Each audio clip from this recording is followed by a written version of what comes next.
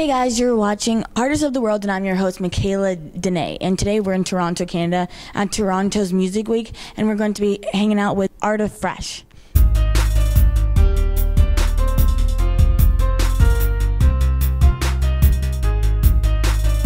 Hey guys, can you just start by saying your name, what you guys do, and the group that you're in? Sure. My name is Slakah The beatchild. My name is D.O., and together we are the Art of Fresh.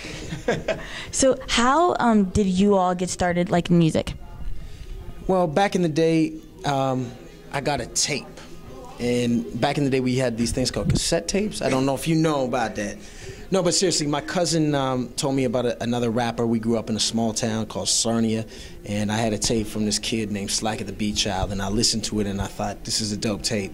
And we reached out, and we started making music together, and we had a natural chemistry, and we call it the Butterfat Boom Bap, and it took off from there. Okay, well, what about you? Well, I've been doing music all my life, and got started making beats when I was quite young, and that's I made the beat tape, and it miraculously ended in Dale's hands, and he really liked it, and from there we created Art of Fresh, because when we worked together we noticed that we had a very unique sound. It didn't sound like the music we made individually. So it sounded very fresh, really new. So we named the group the Art of Fresh. So is that how you would say that your your stuff sounds is just fresh? Is that like the genre that you guys have created? Genre fresh? I think it's the genre of fresh because when I was growing up, I used to like this rapper named the Fresh Prince, Will Smith, and being in Canada, one of the guys we always looked up to is Maestro Fresh West, and people used to say, "Yo, that's fresh," but that kind of became an old school term. So our thing was the Art of Fresh because we wanted to take the old but rejuvenate it and give it a nice spin to it. Okay. Yeah, I concur. Okay, so what is something that you all have not done that you would like to do? Sail the Caribbean on a sailboat. That would be great, but like musically. I'll tell you. My goal as a musician has always been to do a show in every continent, and we've done shows out in Europe. We've done a lot of shows in Asia, but I really want to go down to South America. I really want to do some shows there. I want to go down, and I think people have a misconception when they say Africa. Like Africa's a big place, so I want to go to like South Africa and do some shows there. I want to do like Kenya, and I want to touch down on all the continents, and I think that's what we're going to do in the next couple of years. Yeah, definitely travel. We've had the opportunity to do a lot of traveling already, but that's one of the best things about making music and having a fan base around the world is traveling. But one of the things that I'd love to accomplish in my musical lifetime is I'd like to write a symphony. Yeah. Didn't know that. Yeah. I learned something at these interviews too. You know what I mean? So you all are based here in Toronto or like Canada? Where are you guys from? Just in general. Toronto. Toronto's where we live. Yes. All right. So with you all being based here, this place is really like, I guess, like expanding as like this really huge like music place. So can you like explain to the people what it's like to like live here and just to be around like things that are like growing?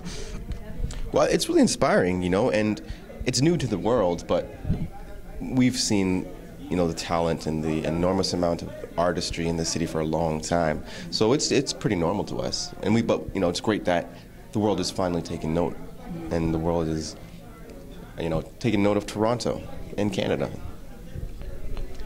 I love Toronto because you always see a lot of different cultures, and that really adds to the music. We learn so much about different cultures and communities because we're from Toronto. So when we go out around the world, it's not like we're stepping outside of where we're from. Like, when we go to Asia, we know the difference between Japan and China and Taiwan and Singapore. It's not just Asia. And I think knowing those differences is really key. It's like knowing the differences in the Caribbean. It's not just the Caribbean. There's Jamaica, there's St. Vincent, there's Grenada, Trinity, and it's all different. And we appreciate all those cultures because we come from Toronto. Okay, so how does like a song start? Who starts the creative process? Is it kind of like a mesh together, or like how does it start? Like what is the whole process? Well, it varies. There's many ways that a song can come to life, but oftentimes we'll be in the studio and I'll just play a beat. I'll play an instrumental and we'll kind of vibe off of each other with ideas and whatnot, and then we just create it from there. Slakah always comes with the beat. You know, that's why they call him the beat child. I think music has always got to start with the beat. Like some people come up, I guess, with a hook before the beat, but I never understood that because you got to hear the beat. So Slakah will just start playing the beat, and we'll start vibing, and then we put down the hook and we think about what the song's going to be about, and then we just put it down. Okay, so what would you like your music to say to people? Like when you guys are like gone and just your voice is here, what would you like that to stand for? Well, I wanted to have lasting power. So whatever it is we're saying, we make sure that it has lasting power. It's not just about what's current, you know. And I think it's important that music really hits you when you hear it. You know, in 200 years, if someone's going through, you know, collection of music and they come across our music, when they put that on, I want them to really feel something. We have a new record called Where I Dream is Where I Go, and I think it really says it right there. For me, it's great when we do shows. Sometimes we do shows in front of kids, and when you get kids saying, "Can't nobody tell me no, where I dream is where I go," that's empowering because they're basically saying, anything you think of, I'm going to try to manifest and bring to reality. And that's what I love about making music and making, you know, good music. Okay, so for you, you're like a part of this group, but you're also like a part of the Slakadelics. Can you like explain how that started and like the different sound? Yeah, the Slakadelics is kind of like an alter ego. Basically, how that sound came about, I was just experimenting. I was just not trying to do anything specific. And from doing that, I discovered that I had a new sound that was quite different from like Slakah The beatchild or Art of Fresh. And just kept building on the experimentation. I'd experiment, I'd be like, that's cool. I'd build on that and build on that. And that's how the sound came about. So in 5 years, where would you guys like to see yourselves? I think it's pretty simple. It's just like I said about touring the continents. It's about hitting all those continents. For me, it's always about still being in the music game. Like I've been a professional musician for over 10 years, and when I look at the future, I just say it's a beautiful thing to make music, and it's a great thing that we can make our living, but it's a great thing that we can tour the world. Yeah, absolutely. You know what? I just want to be in a good place, no matter where that sees us. In a good place is where I want to be. So, can you guys give some like advice to young people that want to do what you're doing? Because this series like is about young creative people that are succeeding. So, can you give some advice to those people, young kids? Yeah. My advice is always about working hard. I have a friend whose nephew wanted to be a rapper. So she's like, yeah, he says he wants to be a rapper, but he told his mom, I don't want to get a part-time job because I want to be a rapper. And I was like, man, you know, I used to work at Burger King. You know, I used to deliver newspapers. You know, I used to work hard. And then when it came to the music business, I love music, but I also realized I had to do the music business hard. And a lot of kids coming up in the game, they think, you know, I just make a song and I'm cool. You got to work it, and you got to hustle, and you got to be on yours. So you got to have a plan, but you got to work it. Yeah, I would say do your homework, you know.